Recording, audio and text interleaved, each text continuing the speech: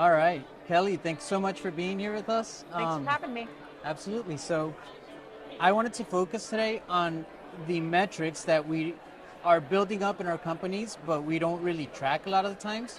We're focused on revenue, we're focused on our income, on how much overhead we have, but we don't truly focus on certain metrics that give you the unique data that you'll get once you start tracking your processes and when they get started, when they finish, and the efficiency that comes with them. So why track your processes and why benchmark on them?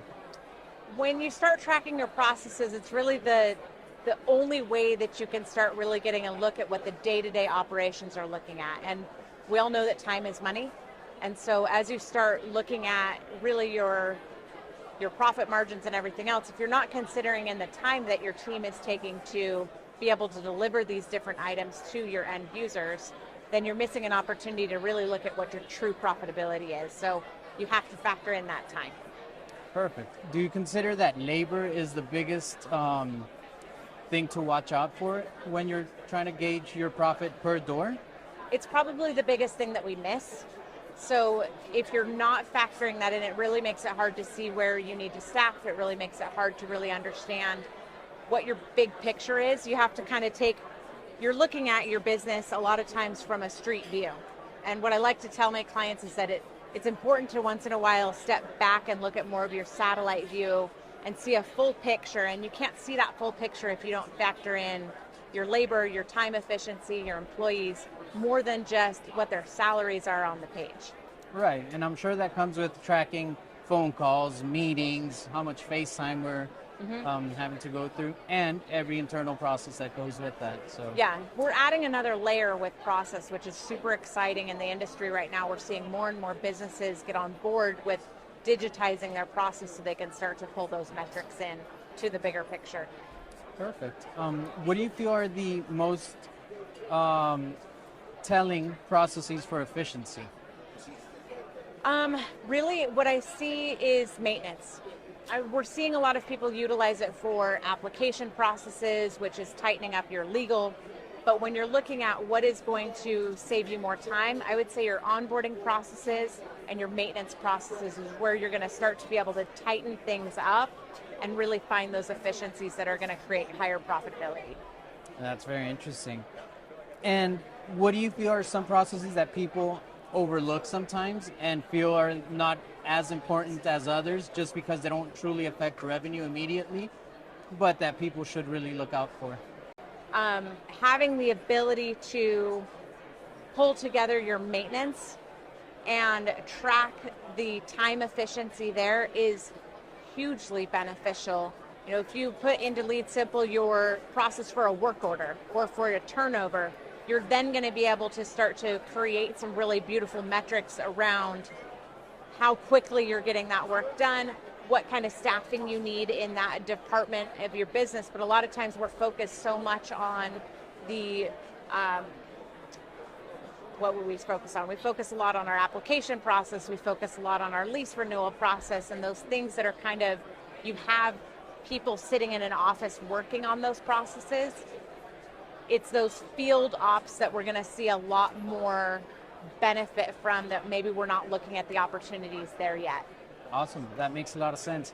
Speaking of the people that are in the office, what do you think the impact of dual entry of information is? And other than the obvious mistakes and maybe forgetting things, that time, if we don't start gauging or having metrics around how long it's taking to kick off a process or to pull information from one system into the other, do you think that is a big impact, or is it something that doesn't necessarily have such a big impact on it? It's a huge impact. Anytime you're saying we have to do this twice, anytime you can eliminate that from a business, you can have the information sync from one place to the other. When it's updated in one field, it's updated in the other place. It's more accuracy of information, more accuracy of data. The biggest thing with data is we start to get even more and more into being able to pull data. It's garbage in, garbage out. But by having that dual entry all at once, you're able to ensure that your data is clean, make sure it's accurate, it raises the caliber of the data that you have, but it cuts significantly down on the time that an employee has to go in and enter each one of those fields or pull a report to look up what the new lease renewals are, for example, that they need to be focusing on. So I think it's a game changer for a lot of people. I agree, and at LeadSimple, one of the things that we notice is when you have too many inputs from people, you have to start having too much team buy-in into the system. And a lot of the times people start catching on to what it is you're looking for and only start feeding those 2 or 3 things that they'll know that you're going to be checking at the end of the day, and then try to play catch up the rest of the month. Yeah. So for sure. Awesome. Thank you for that. How do you quantify the performance increase in different processes? How do I quantify it? I mean, you can look at the amount of time that it takes for a process to run. You can look at your start time, your end time, and start to pull that data together. Some people are actually starting to pull BI tools into their businesses to be able to really look at a deeper analysis of their process and how that's playing into their day-to-day operations and their expenditures. I think we're just going to continue to be better and better at being able to utilize this data, but the first step in that is always capturing it. By having a digitized process, the more that we're capturing, the more that we're living and breathing in those systems, the better it's going to be for us as we grow and we scale and we continue to develop. I have to completely agree with that, because it's data that we're not usually capturing, and then through Zapier or anything like that, we can start creating these dashboards and spreadsheets that are pulling unique metrics for us that will be very telling and can later result in better ROI at the end of the day. And are there any processes that you've seen in general across the board that people don't track that you truly feel that they should be tracking?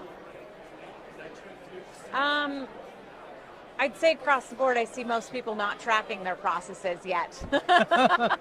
And so I say that we have a lot of ways that we can continue to improve just by getting a higher adoption to get us off of paper checklists and into digitized platforms like LeadSimple that will help to kind of give us a rounded look at our business. But I think people also have a little bit of a miss when they go in and they want to do one process.